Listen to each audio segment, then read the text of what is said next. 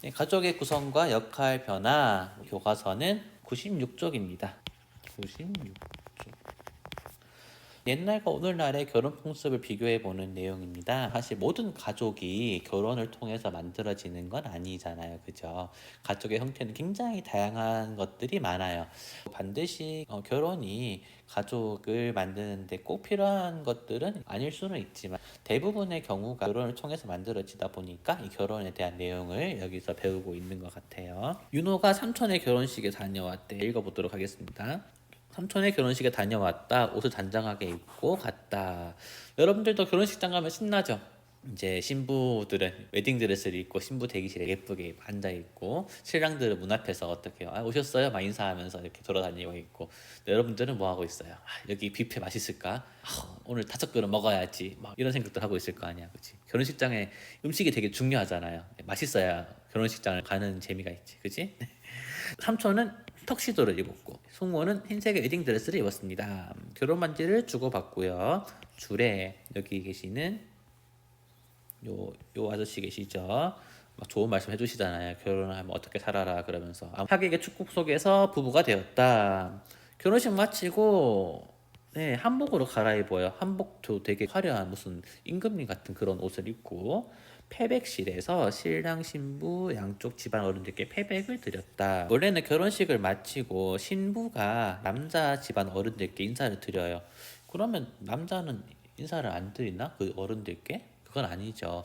옛날에는 신랑이 신부의 집에 가서 여자의 집에 가서 결혼식을 해요. 옛날에는 혼례라고 했습니다. 당연히 그 여자 집에서 결혼을 하는 거니까 그 신부의 어른들께 인사를 당연히 드리겠지, 그지?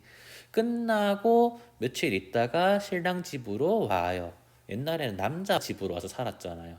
시집 간다 그러죠. 남자 집으로 와서 이제 집안의 새 식구가 된 거잖아. 옛날 기준으로는. 새 식구가 되었으니까 집 어른들께 인사를 드리는 거 이게 패백이었는데 요즘은 그런 구분하지 않고 결혼식장에 패백실이 따로 마련되어 있어요. 거기서 신랑 신부 양쪽 어른들 집안 어른들이 다 이렇게 모여 앉아 계시면 예쁜 한복 입고 앉아서 저희 결혼했습니다. 잘 살겠습니다. 이렇게 인사드리는 걸 패백이라고 해요. 자, 끝나고 바로 신혼여행을 갔다. 비행기 타고. 요즘 코로나 때문에 제주도로 많이 가더라고요. 자, 오늘날의 결혼식 모습은 다양합니다. 보통 결혼식장에서 많이 이렇게 하는 경우가 많지만은 또는 뭐 정원이나 바닷속에서 바닷속 어떻게 하는지 궁금하다 하기도 합니다. 또는 전통 방식으로 하는 사람도 많습니다. 여기 사진이 나와 있죠. 우리 가장 많은 경우가 결혼식장. 그 다음에 꼭 실내에서 결혼하라는 법은 없죠. 이렇게 야외에서 하기도 하고요. 야외 결혼식 되게 멋있는 것 같아요. 날씨만 좋으면, 그지? 비 오는 날만 아니면 좋겠다. 자, 바닷속에서 이분들은 이렇게 스쿠버 다이빙을 하면서 결혼식을 하는 경우도 있대요. 꼭 바닷속이 아니고 다른 다양한 장소도 많겠죠. 옛날에는 선생님 다니던 대학교에서 하는 경우도 봤어요. 자, 그 다음에 전통 방식으로 하는 경우도 있습니다. 여러분들은 나중에 결혼을 하는 사람도 있고 안 하는 사람도 있겠지만 어떤 결혼식을 하고 싶으세요? 저희 지금 10살이니까 보통 한 15년, 20년 정도 빠르면 한 10년 뒤 다양한 형태의 가족을 이룰 거 아니야. 너희들도 그치? 물론 결혼이 싫어서 혼자 사는 사람도 분명히 있을 것이고 그게 잘못된 건 아니잖아요. 또는 진짜 사랑하는 사람을 만나서 예쁘게 이제 사랑을 키우고 부부의 인연을 맺어서 결혼을 하는 사람도 있겠죠. 만약에 결혼을 한다면 너희들은 어떤 방식으로 하고 싶은지 한번 글로 간단하게 써보면 좋겠습니다.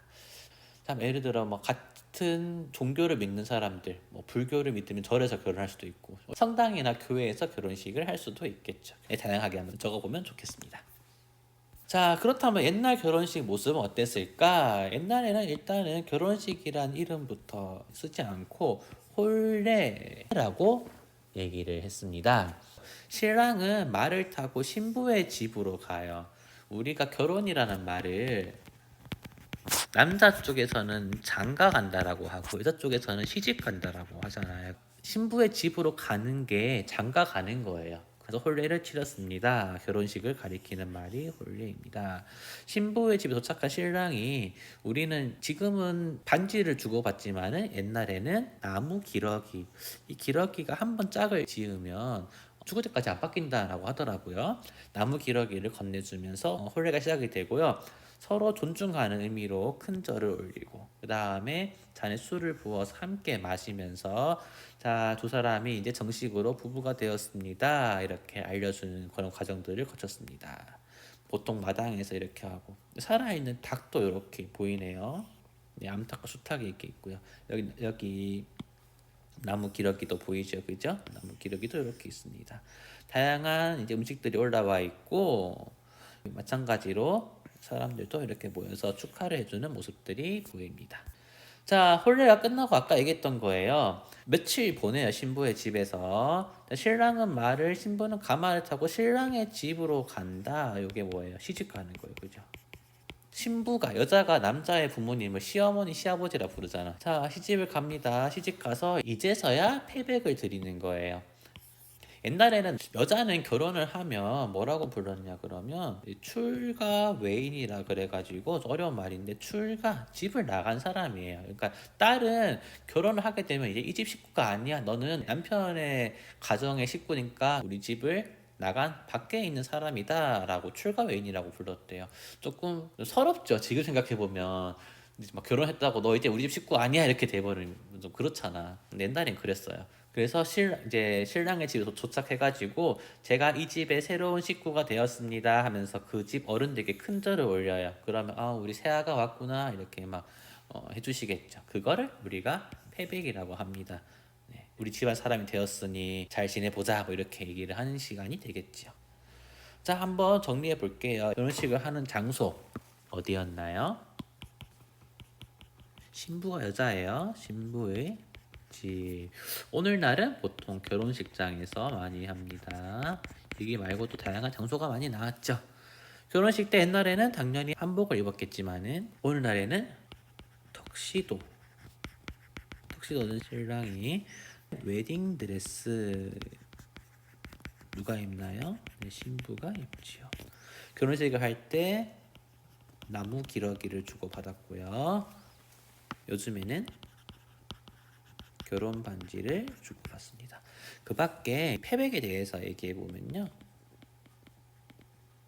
어디에서? 신랑의 집에서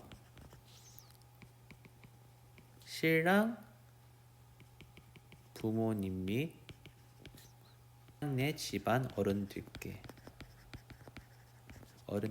인사드리는 게 패백이었고, 오늘날은 그런 거 없이 그냥 결혼식장에서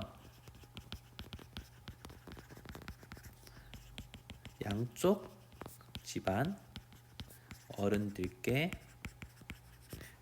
바로 인사를 드리는 게 패백이지요.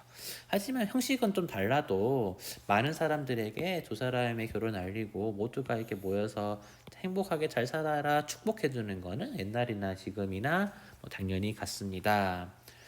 자, 이렇게 결혼에 대한 얘기 한번 나눠봤어요. 남자와 여자가 결혼하면서 새로운 가족이 만들어지는 게 결혼이라고 이 친구는 얘기를 하고 있지요.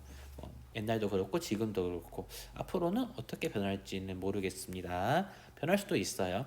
자, 모습은 달라도 축하해주는 마음은 같고 오늘날은 참 다양한 모습으로 결혼식을 합니다. 100일 쪽을 보고 마치겠습니다. 혹시 패백할 때 여러분들 봤는지 모르겠는데 이제 큰절을 한 다음에 여기 이렇게 대추랑 밤을 던져줘요. 이거를 많이 받으면 그 개수만큼 자녀를 낳는다 그런 말이 있어요. 근데 10개 받았다고 자녀 10명 꼭 낳으라는 얘기는 아니고요. 이제 그만큼 자식을 많이 낳고 부자가 되기를 바라는 마음으로 이렇게 대추와 밤을 던져요. 옛날에는 자녀가 많으면 많을수록 물론 키울 때 굉장히 힘들겠지만 그 집안이 정말 화목해진다, 행복하다 뭐 이렇게 생각을 많이 했다고 해요. 요즘은 이제 자녀가 많아도 뭐 3명, 4명, 4명도 많다 그지? 1명, 2명 있는 집들이 가장 많은 것 같기도 합니다. 아까 잠깐 얘기했던 나무 기러기에 대한 얘기가 있습니다. 신랑이 신부에게 나무를 깎아 만든 기러기를 줘요. 근데 그전에는 살아있는 기러기를 썼대요. 살아있는 기러기는 잡기가 힘들겠죠. 자, 기러기는 죽을 때까지 사랑을 지키는 새로 알려져 있기 때문에 신랑은 오랫동안 행복하자, 오래오래 죽을 때까지 같이 잘 살자라는 뜻으로 기러기를 주었다고 합니다. 이렇게 오늘은 결혼 풍습 에 대한 이야기를 나눠보았습니다. 다음 시간에는 옛날과 오늘날의 가족 형태를 비교해 보면서 우리 가족에 대한 이야기들을 좀 더 나눠보도록 하겠습니다. 여기서 마칠게요.